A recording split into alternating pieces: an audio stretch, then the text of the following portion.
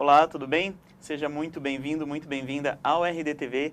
Hoje a gente recebe aqui nos nossos estúdios Silvio Soares, advogado e professor de Direito da Universidade de Cuiabá, e a gente vai falar sobre direito do consumidor.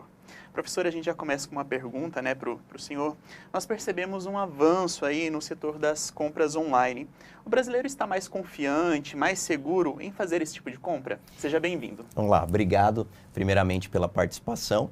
E é claro que nós estamos observando esse grande volume de compras, né? Esta confiabilidade também, Felipe, ela está majorando, aumentando, principalmente nesse período de pandemia, né? Então aqui é claro que no nosso bate-papo hoje nós iremos também dar algumas dicas ao consumidor para que ele fique atento e busque sites que tenham uma grande confiabilidade para as compras.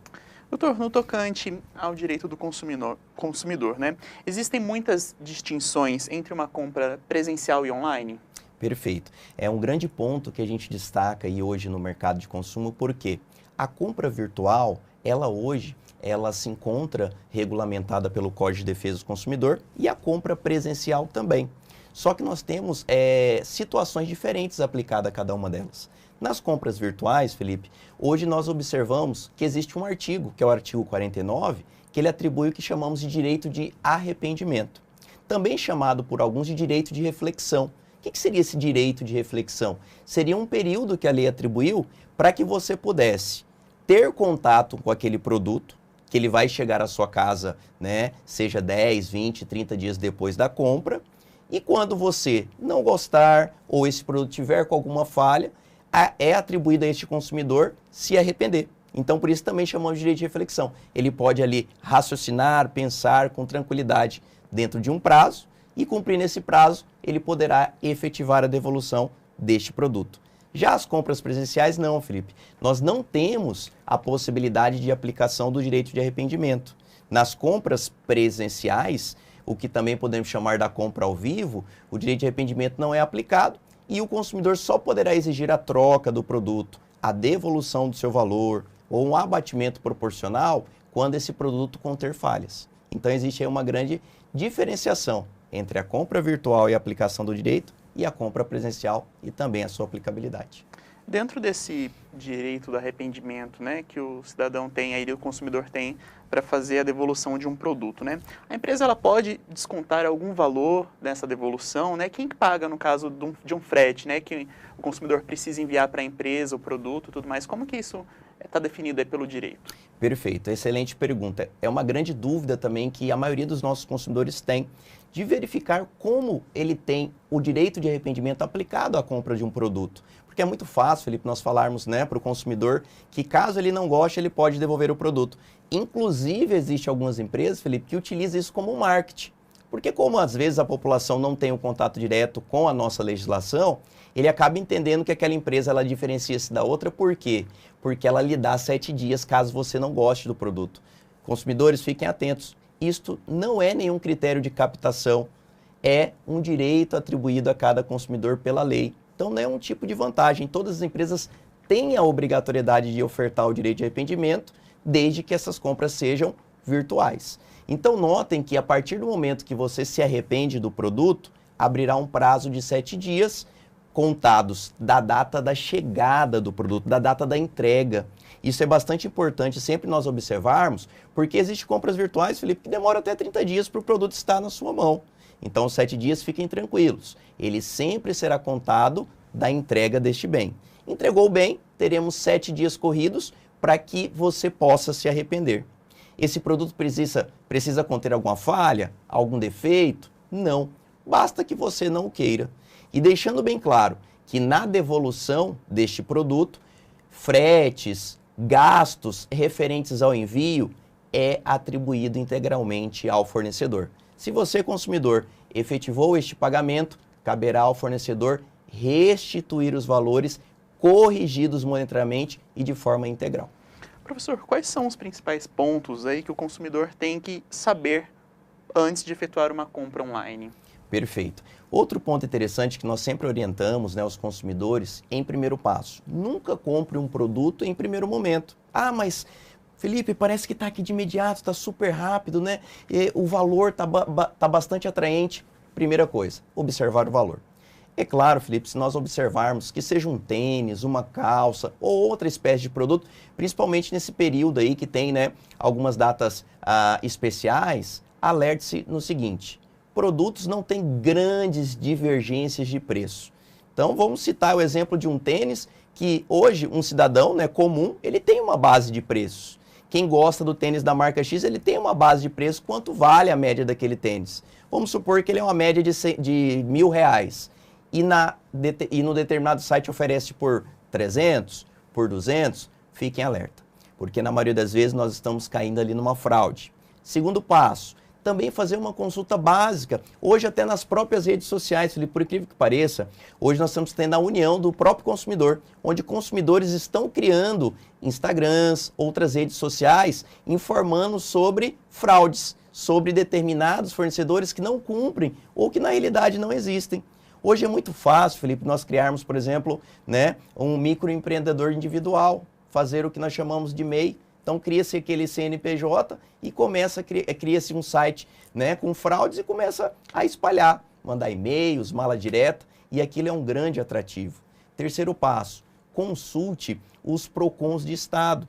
Hoje a maioria dos PROCONs de Estado, eles divulgam listagens dos sites hoje que são considerados fakes, né, dos sites que de alguma forma já produziram danos ao consumidor. Quarto, também o consumidor ele pode analisar a lista das empresas mais reclamadas, Felipe, que é divulgada todos os anos em todos os estados do Brasil. Então, diga-se de passagem, o nosso PROCON estadual, cumprindo com o artigo 44 do Código de Defesa do Consumidor, publica todos os anos. Então, é interessante também que você observe ali quais as empresas que estão sendo mais vinculadas a essa lista, observar porque ali é discriminado o porquê que foi buscado aqueles motivos, para que você tenha essa noção. E também sempre observar, Felipe, uma pesquisa básica mesmo nos sites de pesquisa, né, como Google e outros, porque muitas vezes ele pode demonstrar para você que aquela empresa é fake ou que de alguma forma ela já passou, né, de algum prejuízo aí aos consumidores. Então, sempre alerta, não compre de momento e façam essas pesquisas básicas. Isso pode salvar aquele valor que pode ser o valor que você juntou todo mês para comprar aquela mercadoria. Professora, e juridicamente nós já estamos num patamar satisfatório aí na garantia dos direitos do consumidor? Sim, um patamar fantástico, Felipe. Era uma legislação que é uma legislação de 1990, então batemos aí mais de 30 anos. E era uma legislação, Felipe, que poucos acreditavam quando ela foi criada, quando ela entrou em vigor. Muitos diziam que vai ser mais uma lei, ou seja, uma lei que não vai pegar, como é uma expressão vulgar que muitas vezes nós dizemos no meio jurídico. E foi uma lei que pegou, foi uma lei que trouxe uma amplitude gigantesca, inclusive trazendo as suas alterações, né? Hoje eu trago para vocês a lei do superendividamento, que foi criada agora em 2021, ela entrou em vigor agora, né? A lei 141/81 de 2021, e ela veio a trazer grandes alterações na nossa lei geral, que é o Código de Defesa do Consumidor, dentre outros pontos bastante importantes que nós tivemos. E o próprio CDC, Felipe, ele se preocupa muito com esse critério de garantias dos produtos, né? E é interessante muitas vezes nós falarmos ao consumidor que uma coisa é nós atribuirmos o direito de arrependimento, que ele é em 7 dias, contados da data de chegada do seu produto, e o outro é a garantia que o fornecedor tem a obrigatoriedade de te dar. Isso nós chamamos de garantias legais. Legais porque vem de lei. E essa garantia legal, Felipe, ela é atribuída hoje num prazo de 90 dias. Mas esses 90 dias sempre serão analisados nos produtos e serviços que chamamos de produtos e serviços duráveis. Duráveis porque são aquelas espécies de produto que eu posso utilizar por diversas vezes e ele mantém a sua função, como um celular, como uma câmera, como um relógio. E eu tenho também os produtos e serviços não duráveis. Esses também possuem garantia, só que é uma garantia menor.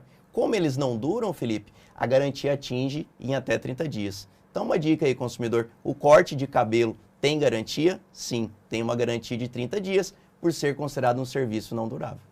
E tem uma garantia, daí pode cortar de novo? Como que é isso?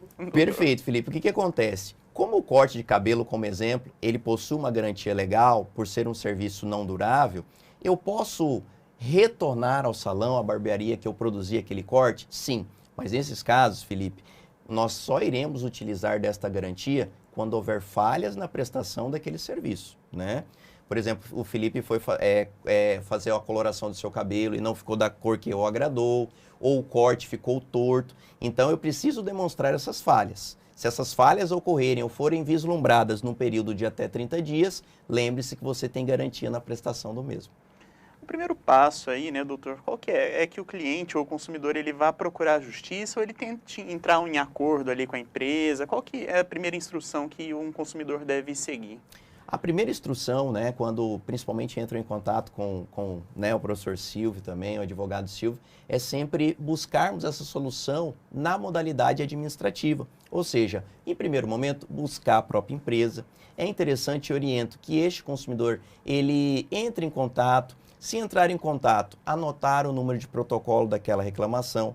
Muitas vezes as empresas pedem a média de até 5 dias úteis. Se não solucionados, nós temos ainda um outro caminho. Este outro caminho, Felipe, é importante orientarmos a população que ele pode ser feito diretamente aos PROCONs do seu estado ou do seu município.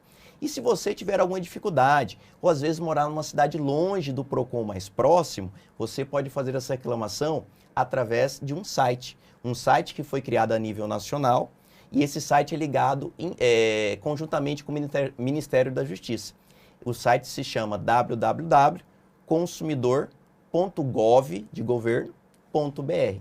Esse site, Felipe, dá a oportunidade às grandes empresas de fazer um cadastro em conjunto a este e resolver as reclamações de uma forma mais rápida. Então, você ali fazendo a sua reclamação e aquela empresa reclamada já possui o cadastro, ela tem um prazo obrigatório de lhe responder em até 10 dias.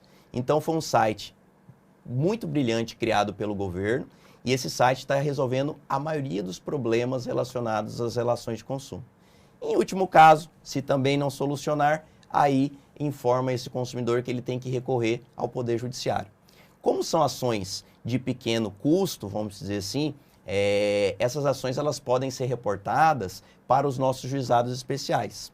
Os juizados especiais, eles atendem até 40 salários mínimos. Mas o interessante, Felipe, de orientar a população e esses consumidores que aqui nos assistem, que as ações promovidas até 20 salários, não há necessidade de presença do advogado.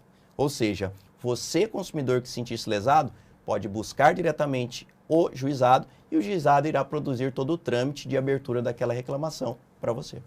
Professor, o senhor vem aí do ambiente acadêmico, né? Como que é com relação à universidade? Os profissionais já saem da universidade preparados para atender a população na questão do direito do consumidor? Como que é? Bem, a nível acadêmico, né, eu já estou lecionando já há 16 anos na disciplina de Direito do Consumidor como professor titular de uma das universidades aqui em Cuiabá. O acadêmico ele sai sim preparado, né? Nós buscamos aí trazer orientação em todas as disciplinas, tanto na teoria quanto na prática. E uma das disciplinas hoje de grade que nós temos, que para mim é uma das disciplinas mais importantes, é do direito das relações de consumo. Por quê? Primordialmente você o utiliza para concursos públicos. Hoje a maioria dos concursos na área jurídica cobra-se essa disciplina e principalmente para o nosso dia a dia. Então nós preparamos esse acadêmico para que ele saia para o mercado de trabalho devidamente habilitado. Aí, para que ele possa promover a defesa de outros consumidores, necessita simplesmente que ele venha a ser aprovado no exame da ordem. Então, sendo aprovado nesse exame, ele já estará apto a defender os seus clientes junto ao Poder Judiciário ou até mesmo na área administrativa. Professor Silvio Soares, a gente já está aqui se encaminhando para o final do nosso bate-papo. Quero agradecer a sua presença e deixar um espaço para as suas considerações finais. Obrigado, Felipe. Obrigado, RD News, por esse convite. Espero voltar novas vezes para nós debatermos outros temas. E agradeço novamente aí o programa e estamos sempre à disposição. Muito obrigado, as portas sempre estarão abertas, doutor. Seja sempre bem-vindo ao RDTV. Obrigado. Muito obrigado a você que nos acompanha até aqui. Fica o convite para seguir o RD News nas redes sociais e o RDTV lá no YouTube. Até mais.